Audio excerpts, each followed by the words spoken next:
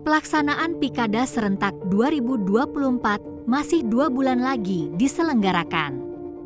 Namun, 2 anggota Badan Pengawas Pemilu Kabupaten Ogan Komering Ulu atau Bawaslu Oku ini malah dipecat dan dikenai sanksi tegas. Keputusan ini diambil Dewan Kehormatan Penyelenggara Pemilihan Umum DKPP RI Selasa 17 September 2024. Adapun anggota Bawaslu yang dipecat tersebut yakni Feru C. yang menjabat Komisioner Bawaslu Oku, Koordinator Divisi Hukum Pencegahan Parmas dan Humas. Sementara anggota Bawaslu Oku yang kena sanksi DKPP RI yakni Ahmad Kabul, SH, MH, Kordiv P3S.